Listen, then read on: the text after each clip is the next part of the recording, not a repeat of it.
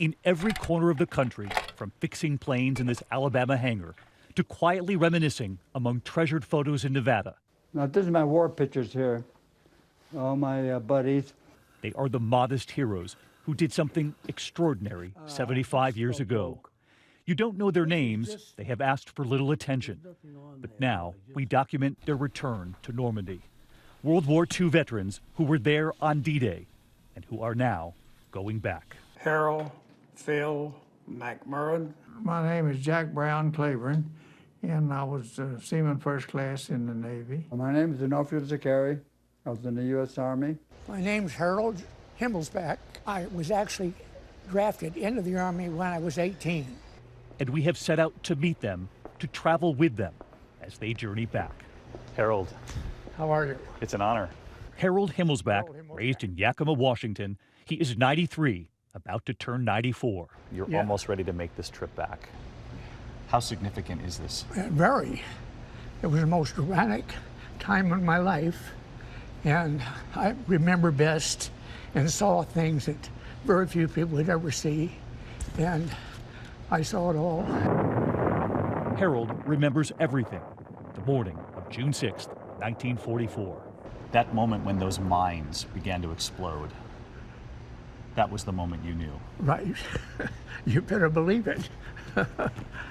It was dramatic. It just blows up in your face. I was saved, other guys died within feeding me. They had all been training for D-Day. They woke up Harold and his brothers on that ship at 3 a.m., told them to eat and to get their gear.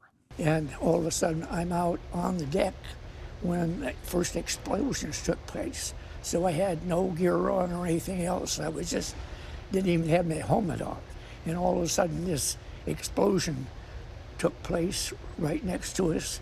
And it just, of course, was a shock, obviously.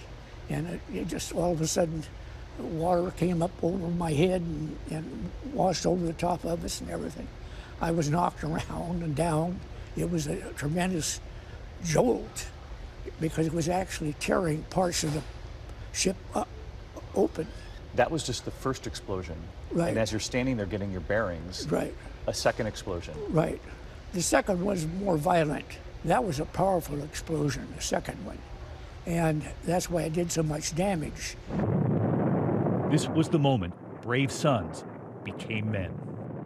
I remember I had to pick up one guy's head, you know, because he'd been cut and so forth, and you almost took it as the reality of where you were. In other words, you knew you had to do these things. That reality at 18 years old. A reality he shares with veterans all over this country. Harold McMurrin, Newmarket, Alabama. People say, how did you get off that boat and go in on the beach? There was a job had to be done. Somebody had to do it.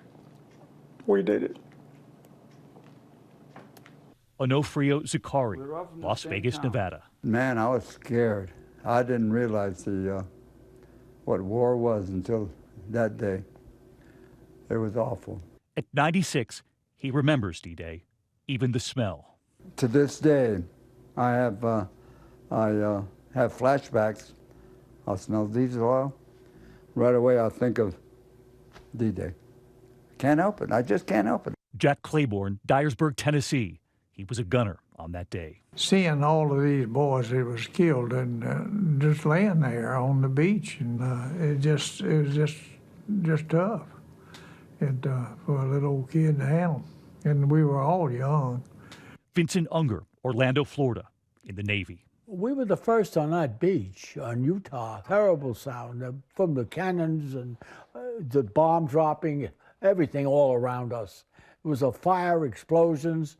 And back on that ship, Harold, who woke up at 3 a.m., ate breakfast with his brothers on that ship, had learned he'd already lost one of them in the first explosion. It was just take care of your friend, and that's what we all did. We were all Americans. You jumped in to save others. That's right. All of these men who were so young when they were sent in on D-Day, now packing up, ready to go back. I'm ready to go. Harold, with the letter he wrote to his mother, just days after storming that beach. I'm looking at this letter you wrote to your mom. He tells me he hasn't read it in years, but he was about to read it to me. Dear Mom, I suppose I should begin this by telling you I am somewhere in France. He was extremely careful with his words. You were being careful because of the sensors, and also careful because it was Right, your mom. my mom, you know. Mothers are sensitive too, see. And he shows us the photo his mother made him take the moment he returned home. Proof she had her son back. So this handsome young man is going back to Normandy. That's right. I made it. It is a journey they never thought they would make. Harold McMurrin and the entry in his diary that fateful morning. June 6, 1944. Invasion started. 7:15 a.m. English time. That would be all he wrote for 5 harrowing days. Harold, at 94, drives to the airport. He's going back. So is Jack Claiborne. This is me sitting there. Vincent Unger, And this is my baby, my ship. going back too. Onofrio Zakari, part of the 5th Amphibious Brigade on D-Day. That's our company pad. We wore this on our shoulders, on our jackets. All of them leaving home again. I'm on my way to Normandy. They have yet to meet one another, but they already share a bond. They were all there that morning, June 6th, 1944, the largest amphibious invasion in military history. 50 miles of Normandy coastline, the beaches with code names, Utah, Omaha, Gold, Juno, and Sword. And what they did would change the course of the war. When you looked around and saw all of those ships, did you think this is actually happening? Yes, I sure did. Could you see the beach? It was a couple of thousand yards, you know. And then they saw things they will never forget. Harold McMurrin, 4th Infantry Division. The medics was overwhelmed with wounded people. Sometimes they were wounded themselves they would try to perform. Even sometimes they would be in worse shape than the men that's trying to take care of. We all had what we called a buddy, and we knew that that buddy would give his life for us, and vice versa. Onofrio Zakari remembers the orders. The officers were saying, let's go inland. We got to go. I can't even get up, for God's sakes. I mean, it was just fire over your heads all the time. Vincent Unger, 2nd-class signalman in the Navy. The water was from an orange to a deep red for miles. More than 4,000 Allied troops were killed, but their brothers would prevail. When you go back to Normandy, I'm sure you'll be thinking of some of those brothers you lost. Yep, that's right. I'm hoping that going back to Normandy gives me closure of some kind. Each of these men flying to Atlanta to meet up and then fly together to France. The pilot thanking them before they even board. We can never repay you for the debt that you have paid for us. Thank you. Flying to France, one by one, Harold Himmelsbach walking to the gate with his daughter Sue behind him. Have a good flight, sir. Thank you. Harold McMurrin brought to that plane.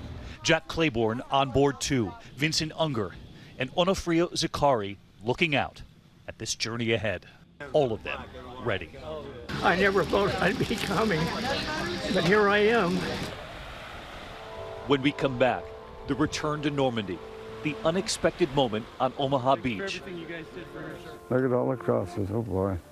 and a vet and his one wish to find the friend he lost 75 years ago with the photo he never stopped carrying.